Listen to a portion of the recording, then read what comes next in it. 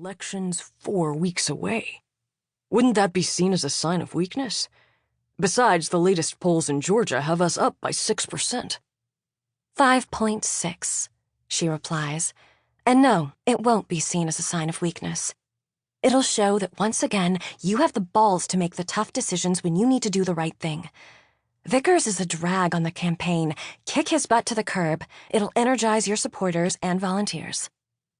Good point, he admits. I'll think about it.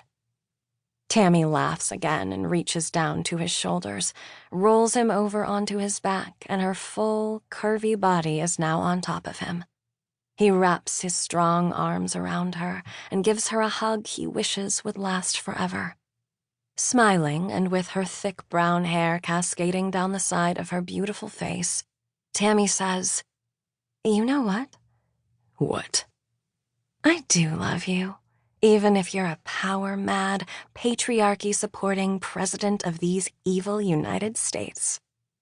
He gives her a firm squeeze around her waist.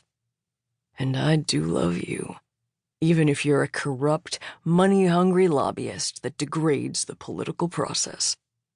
Another kiss, fully sweet and pleasurable, only disturbed by Harrison's thought of what his wife, Grace Fuller Tucker, First Lady of the United States, might be doing at this very moment in the District of Columbia, hundreds of miles away. Showered and dressed once more in the gray Brooks Brothers suit that Tammy Doyle had stripped off of him a few hours earlier, Harrison Tucker leaves his hotel room exactly 1 minute ahead of schedule, with Tammy behind him.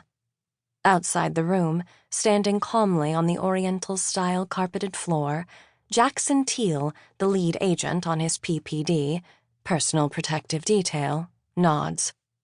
"Good morning, Mr. President." "Good morning, Jackson," he says.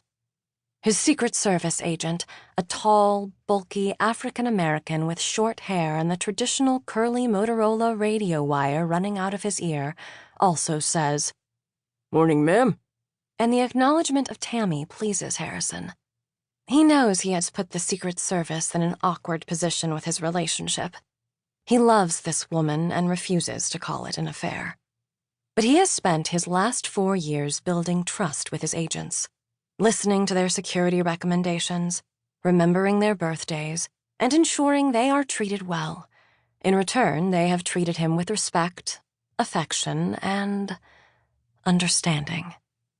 Harrison falls in line behind the business-suited Jackson as he heads to the near bank of elevators. Jackson brings up his coat sleeve and murmurs into the microphone, "Canal is on the move." Canal being the president's Secret Service code name.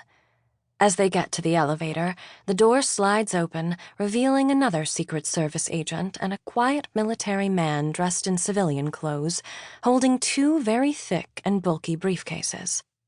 The only time in his presidency Harrison ever felt unready was the day he was briefed on the horrible power and responsibility belonging to him in that briefcase, carrying the codes and communications devices to launch nuclear weapons.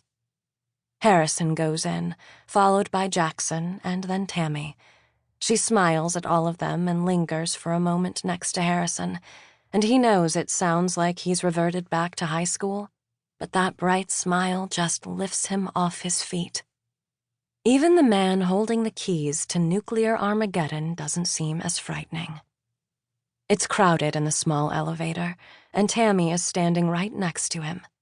He lowers his right hand, slips it into her left hand, gives it a squeeze. He knows deep inside he's doing wrong, that he shouldn't be having this relationship with Tammy, but she makes him happy. That's all. Gives him love and affection and makes him happy. And for all the late nights, the compromises, the hard decisions, and the bone-weary responsibilities of being what the Secret Service calls the man, well, doesn't he deserve some happiness? The elevator comes to a halt, and in seconds there's a procession moving quickly through an underground tunnel. Atlanta is honeycombed with tunnels and steam pipelines and old passageways, and this one leads to the sub-basement of the hotel, where he was supposedly spending the night alone.